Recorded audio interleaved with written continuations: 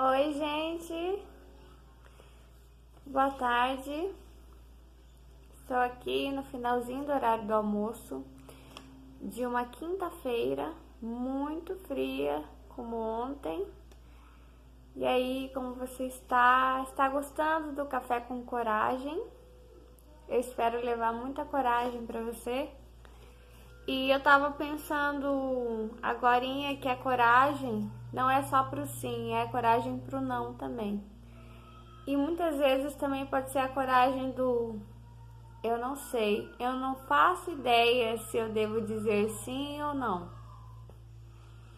A coragem de pedir ajuda para Deus primeiramente. Silenciar e esperar até que você tenha certeza da sua resposta. No finalzinho eu vou tomar o café e daí faço uma oração com vocês. Se inscreva no canal, curta o vídeo, vem comigo rumo a 2.000 inscritos para mais. Olha esse aqui, eu fiz 2 brincos juntos. eu sou criativa, gente, enfim. Eu vou fazer comentários sobre esse livro, Meu Corpo. Depois que eu lancei o vídeo comentários sobre o meu corpo, eu fiquei pensando, meu Deus, eu acho que as pessoas que foram clicar no vídeo pensaram que eu ia falar sobre o meu corpo.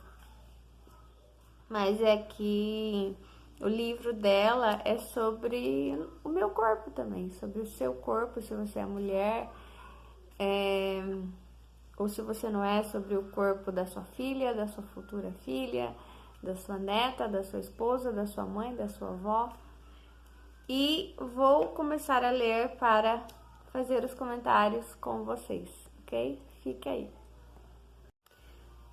Nem mesmo como modelo e atriz afirmei, tive a sensação de humilhação que experimentei quando meu professor de ensino fundamental puxou a alça do meu sutiã para me repreender por deixá-la aparente. Para mim, a questão não era as garotas se sexualizando, como tanto feministas quanto antifeministas queriam que acreditássemos, mas sim envergonhá-las. Porque éramos nós que tínhamos que nos ajustar e nos cobrir e nos desculpar por nosso corpo. Eu estava cansada de me sentir culpada pelo modo como me apresentava.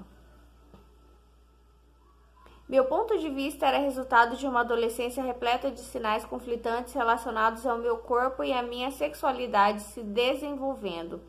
Aos 13 anos fiquei confusa quando meu pai discretamente sugeriu que não se vista assim só hoje à noite, quando meus pais e eu estávamos nos arrumando para ir a um restaurante bacana. Olhei para a blusinha cor-de-rosa de renda e o sutiã push-up que eu estava usando. Minha mãe sempre me disse para me sentir bem em relação à minha aparência, e aquela combinação em particular me rendia atenção validadora de homens adultos na rua e de meus colegas na escola. De repente me senti envergonhada exatamente pelo que também era motivo de orgulho. Nem mesmo como modelo e atriz afirmei, tive a sensação de humilhação que experimentei quando meu professor de ensino fundamental puxou a alça do meu sutiã para me repreender por deixá-la aparente. Para mim, a questão não era as garotas se sexualizando, como tanto feministas quanto antifeministas queriam que acreditássemos, mas sim envergonhá-las. Porque éramos nós que tínhamos que nos ajustar e nos cobrir e nos desculpar por nosso corpo. Eu estava cansada de me sentir culpada pelo modo como me apresentava. Meu ponto de vista era resultado de uma adolescência repleta de sinais conflitantes relacionados ao meu corpo e à minha sexualidade se desenvolvendo. Aos 13 anos fiquei confusa quando meu pai discretamente sugeriu que não se vista assim só hoje à noite, quando meus pais e eu estávamos nos arrumando para ir a um restaurante bacana. Olhei para a blusinha cor-de-rosa de renda e o sutiã push-up que eu estava usando. Minha mãe sempre me disse para me sentir bem em relação à minha aparência, e aquela combinação em particular me rendia atenção validadora de homens adultos na rua e de meus colegas na escola. De repente me senti envergonhada exatamente pelo que também era motivo de orgulho. E eu estou aqui com esse gorro da Hello Kitty que eu dei para minha filha, eu trouxe do Japão. Eu tava lembrando do lugar onde eu peguei um cesto assim cheio desses gorrinhos, todos bem infantis, alguns para meninas, outros para meninos, mas tudo muito fofo. E eu escolhi só um porque eu pensei, nem sei se eu vou usar isso, e nem imaginava que ia ter uma filha. Se eu soubesse, teria comprado vários. Mas eu tenho uma foto lá no Japão, num banco, acho que do supermercado, assim, sentada assim, com meu gorro, eu toda feliz, acho que tava até de batom vermelho, com meu gorrinho da Hello Kitty. Isso aqui é tão infantil, e ela dá um nó na minha cabeça, porque ela vem falando de um assunto justamente que eu tenho explorado no meu pensamento, sobre a maldade não estar no corpo, mas estar no olhar, no observador. Só que por que ela dá um nó na minha cabeça? Porque, apesar dela fazer essa busca de, ei, eu não tenho culpa se você me olha desse jeito, ei, eu não tenho culpa se você tem o desejo de explorar uma mulher sexualmente, de abusar, sabe, de uma mulher, de uma criança, de uma menina, eu não tenho culpa se você tem esse desejo em potencial dentro de você. Então, não sou eu que desperto isso em você, você tem isso dentro de você. Mas ao mesmo tempo, existe algo dentro dela muito nocivo e que eu não tenho isso dentro de mim, ou nunca me vi pensando assim, ou me vestindo pensando assim, como ela revela nessa frase dela. Olha só. E aquela combinação em particular me rendia a atenção validadora de homens adultos na rua e de meus colegas na escola. De repente me senti envergonhada exatamente pelo que também era motivo de orgulho. Então existe uma maldade dentro dela de se manipular para manipular alguém aí fora, para pescar também, sabe? E coisas que muitas vezes não, sempre, e eu acredito que boa parte das meninas não se vestem tendo a noção de que elas estão despertando isso aí fora, a maldade. Mas ela não, ela tem noção, ela sabe que ela desperta isso. E ela gosta disso, e ela procura isso, e parece que é a base de toda a vida dela. Tanto que ela vai escrever livros por isso, ela vai fazer vídeos por isso, ela vai fazer tudo por isso. Por esse... O que ela fala aqui? Pela validação desses homens adultos e dos colegas de escola dela. Ela precisa disso, ela tem a necessidade disso.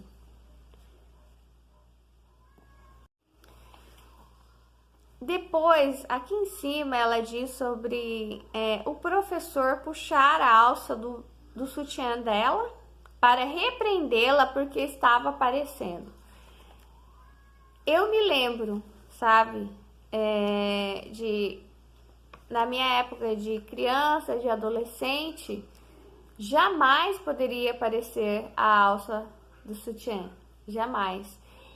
E depois, com o tempo, começou, através da novela mesmo, a uma moda deles fazerem uns sutiãs com alça de silicone, sabe, para quem precisava usar blusa de alça com sutiã, não poderia usar sem, né?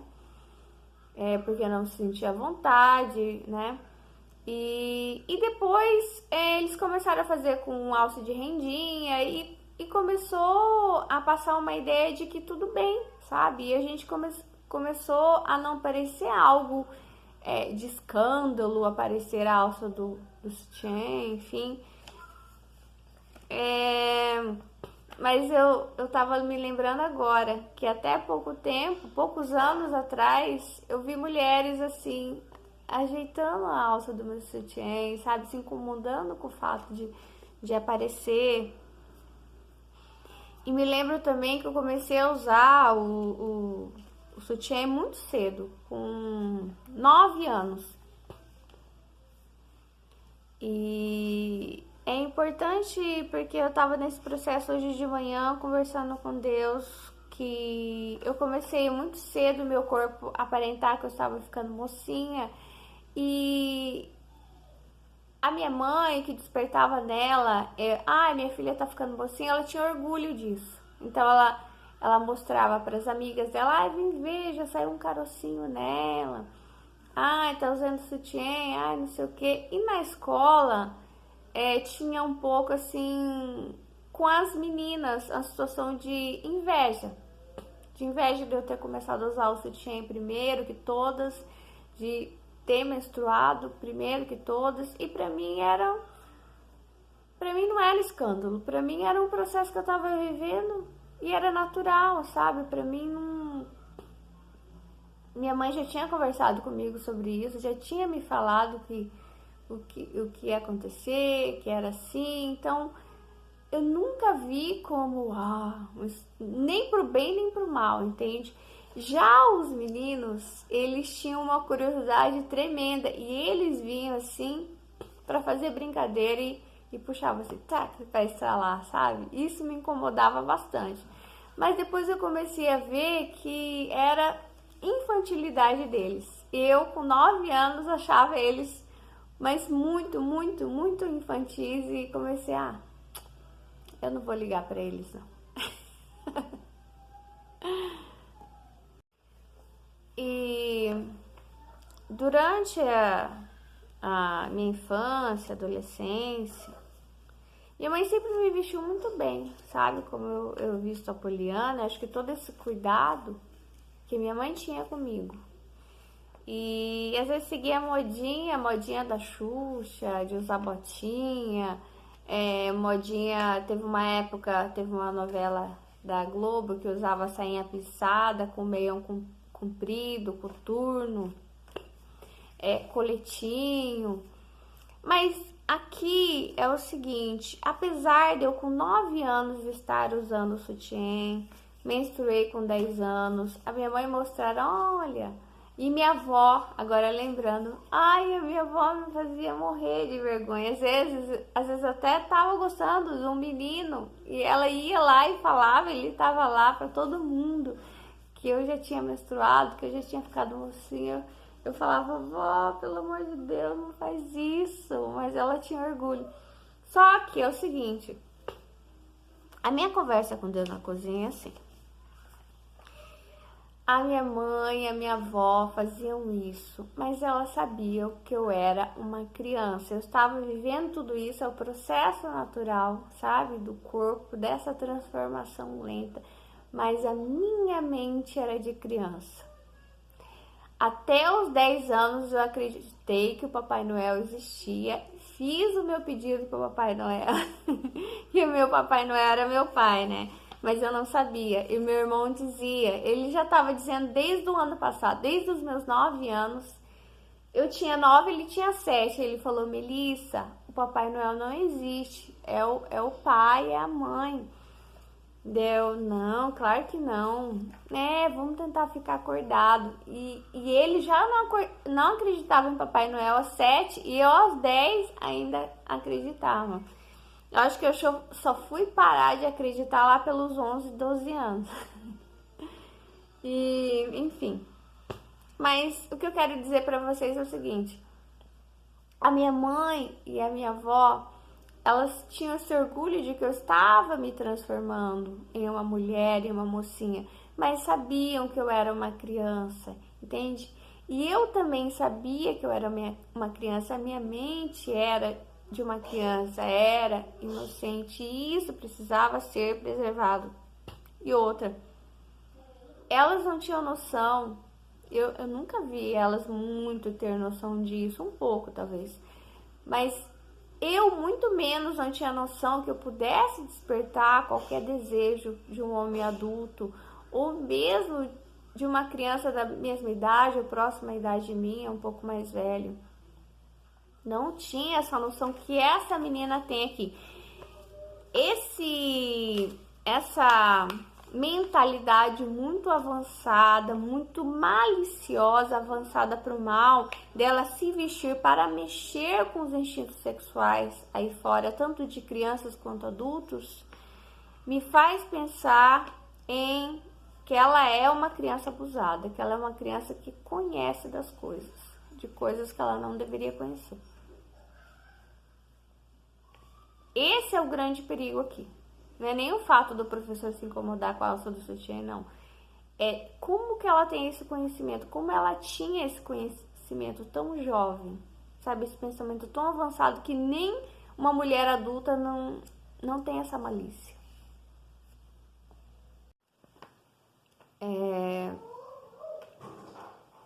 E no final eu quero colocar aqui pra vocês que eu me lembro, assim, lá na cozinha eu tava falando com Deus, ele falou que a minha mãe, quando eu era criança, ela dizia: não senta no colo de nenhum homem.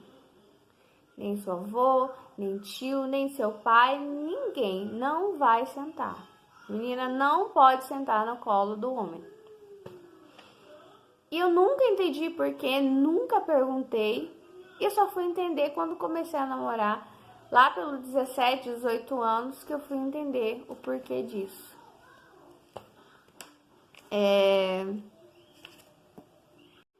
Então tem alguns cuidados que precisa ser tomado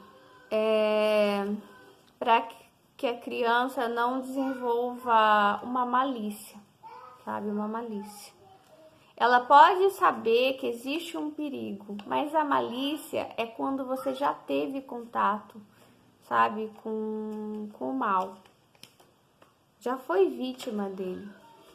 Um dos cuidados que eu tive, que eu falo, que eu quero que a minha filha entre na escola quando ela já estiver falando bem e para poder me contar como que foi o dia, o que ela fez, contar qualquer coisa, porque muitos professores estão sendo presos por pedofilia. Então não existe um local totalmente seguro, não existe um local totalmente seguro, nenhuma pessoa que ofereça. Você não pode olhar para uma pessoa e saber se é um abusador ou não. Abusadores podem ser pessoas honestas, trabalhadoras, de boa índole, mas que escondem um grande segredo. A diferença aqui dessa moça, que ela traz o corpo como objeto de manipulação sexual, de manipulação aí fora, de despertar aí fora o desejo irrefreado sexual. Bom, gente, eu vou terminando o vídeo já. Resolvi fazer um outro café, porque eu faço de manhã cedo, agora já é início da tarde. E eu não vou tomar um café requentado. Eu tomava muito café requentado para economizar, até que Deus me falou: Melissa, essa é a sua vontade, não é minha não, ok? Pare, vamos melhorar essa qualidade de vida. Chega de tomar café requentado. Então não vou oferecer um café requentado aqui no Café com Coragem. Vou tomar meu café, que eu chamei café loiro. Querer mais clarinho, nunca tinha pego um café tão clarinho assim. Deixa eu ver se eu consigo mostrar. Tô aqui na cozinha e mais uma vez senti a presença dos meus cachorros. Digo energia. Ele é um café loiro, café clarinho. Bem clarinho, e eu geralmente compro aquele café mais forte para economizar também. Ai, meu Deus, tudo para economizar. Olha só, enquanto essa moça ela tem, dá pra ver que o chão de vidro dela é a falta da presença masculina. Dá pra ver, é nítido isso, que ela precisa da segurança que o pai dela não deu pra ela. O pai, o avô, e ela vai buscando isso fora no quê? Em homens, em meninos da idade dela. Então ela precisa desesperadamente chamar a atenção, ter a credibilidade deles, né? Assim como eu sempre buscando o econômico. Ali a água tá esquentando, deixa eu falar para vocês. A minha busca é assim, quando a gente nasce, como a gente nasce? Nu e inocente. Nu e inocente. Como que era Adão e Eva? Nus e inocentes. Com Deus ou sem Deus? Com Deus. Quando a gente nasce nu, inocente, com Deus ou sem Deus? Com Deus. O Espírito Santo já estava ali antes mesmo de você ser gerado. O Espírito Santo está ali com o feto. Não pode ser abortado. Pode? Alguém tem o poder disso? Tem. Livre-arbítrio. E conforme o tempo, Adão e Eva, eles vão se cobrindo e pecando, se cobrindo e pecando. O que acontece com a gente? Conforme passa o tempo, a gente vai se cobrindo e pecando, se cobrindo e pecando. Quanto mais peca, mais se cobre. E a roupa, ela começa a ser aquilo que esconde o pecado. Como os homens passaram, as várias religiões, não só os israelitas, não só os judeus, a sacrificarem os animais pela culpa que eles tinham que pagar com sangue. Eles acreditavam assim, eu não, pelo amor de Deus, jamais, sou contra. Sou contra lá atrás, não sou contra agora. Deus era, é e sempre será. Se ele é contra hoje, ele já era antes. E se eu sou também, eu já era antes. É uma coisa inexplicável. Mas eu já era, assim, quando eu morri, me encontrei com o meu espírito. É um conhecimento, é uma coisa que excede o racional. Nós nunca chegaremos a conclusões reveladoras se a gente não tiver contato com Deus. Não com Deus da religião, não com Deus nem bíblico mesmo, não Deus bíblico, mas um Deus Pai, como Jesus diz. Então a minha busca o meu corpo é um instrumento de sobrevivência. A roupa eu coloco porque eu preciso dela, porque ela me protege do frio, me protege do calor, assim como eu tô com essa touca. Não é só pra ficar bonitinho. Eu já tava com outra touca ali, dormi de touca, tá muito frio aqui, eu preciso da roupa, sabe? Infelizmente a gente começa a se proteger contra o irmão, digo, não é meu irmão, sabe? Que eu tenho, o filho do meu pai e da minha mãe também, tô falando irmão qualquer um. A gente começa a se proteger porque a gente vê que existe essa maldade, sabe? Só que o problema é que você começa a ver a vítima como o grande mal, sabe? Só que essa menina, ela provavelmente foi abusada e aí ela fica querendo vivenciar, ela busca no abusador a segurança dela, ou ela fica querendo cutucar a ferida, vivenciar alguma coisa, experiência ruim que ela teve. E infelizmente nem sempre a gente tem uma experiência ruim e a gente vê como ruim. Você pode ter um vício, você pode ter um relacionamento abusivo e você não vê como ruim. Já ouvi muitas mulheres não viam em seus maridos que batiam, os próprios filhos não viam no pai que batia, que abusava, que traía, e não via no pai também que às vezes abusava de crianças, não via isso como mal, não via isso como, entende? Então assim, nem sempre você está vivendo uma situação ruim, está vivendo com uma pessoa narcisista, e muitas vezes você pode se ver como A culpa é minha, não enxergar a situação claramente como ela é. E essa moça não enxerga isso, ela não admite isso, entende?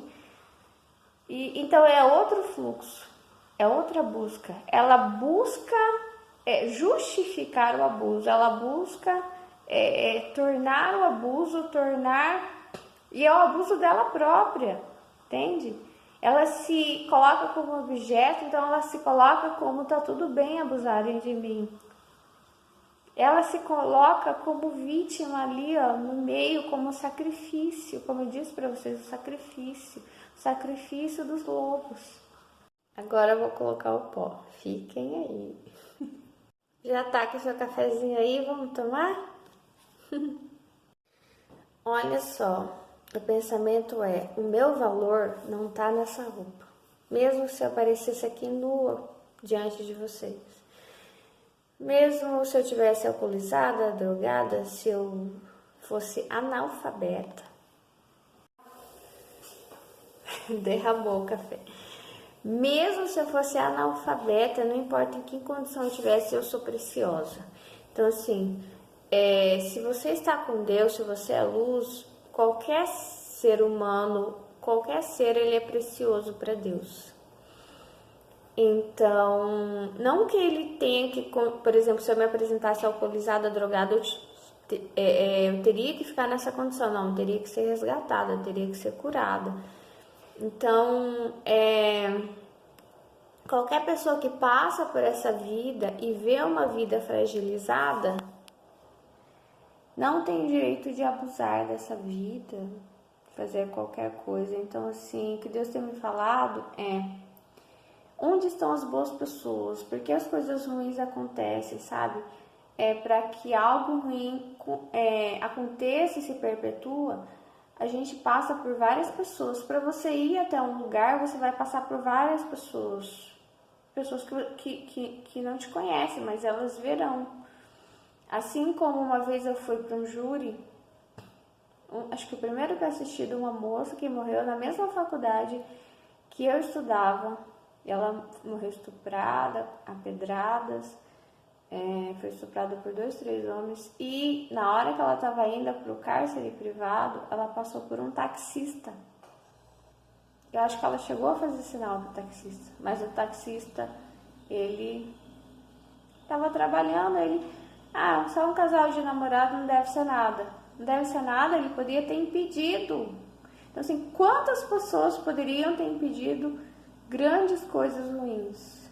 Simplesmente resolvem não se intrometer, simplesmente resolvem, sabe?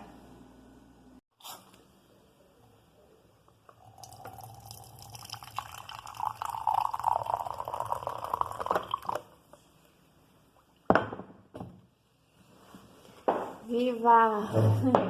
Tomar um café. Café com coragem, tá saindo fumacinha. É muita coragem. Pai, obrigada por esse café, obrigada por esse momento com esse meu amigo, com essa minha amiga. Senhor, que a gente saiba dosar. Não sei se dosar não. Que a gente saiba entender as motivações, não é nem dosar. Porque essa moça, o rio dela corre para um lado, enquanto o meu rio está correndo para o outro lado. Então, assim, às vezes você pode estar com a mesma pessoa, pensando igual, e de repente você percebe que vocês não pensam igual, vocês pensam totalmente diferente. Que o seu rio está correndo para o lado e o rio da pessoa está correndo para o outro.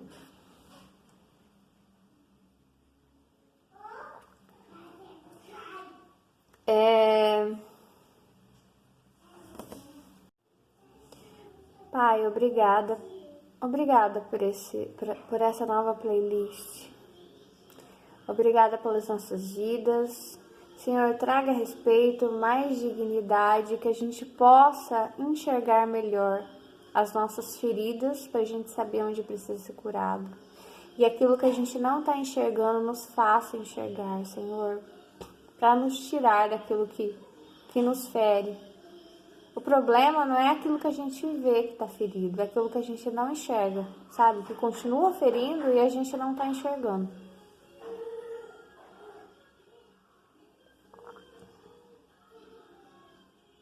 E eu tenho um grande movimento com a natureza, então é uma coisa que eu quero revelar aos poucos para vocês.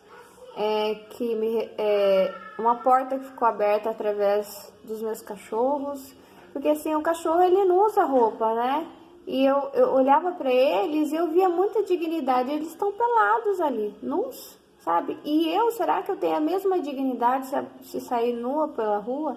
Não, eu vou ser enxotada, eu vou ser cuspida, eu vou ser, sabe? Eu vou ser a pior das mulheres. E existe todo um reconhecimento de dignidade neles, independente se eles tiverem uma roupinha bonitinha, uma gravatinha, acesso a algum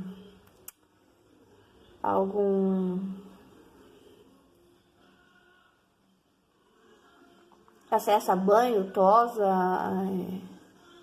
convênio de veterinário, carteirinha ou não de vacinação. E nós, sabe, aqui estamos condicionados a ter uma dignidade, sabe? Eu venho fazendo esse processo faz tempo o café ele me faz pensar, aliás, tudo me faz pensar, o vapor, assim. Quando eu tava com síndrome do pânico e tomava muito mais chá, né? Eu pensava, e aí eu escrevia, e era tudo isso junto. Era num tempo que parece que eu me sentia mais viva do que dentro da fábrica, entende? Então esse é o meu trabalho. Meu trabalho é com a mente. Eu peço encarecidamente para você se respeitar e respeitar o outro. O outro não precisa provar para você que ele merece o seu respeito. Ele merece o seu respeito. E você merece o respeito do outro. Você não precisa provar nada para ninguém. Ok? Tchau, amo vocês. Se inscreva no canal, curta o vídeo. E até a próxima.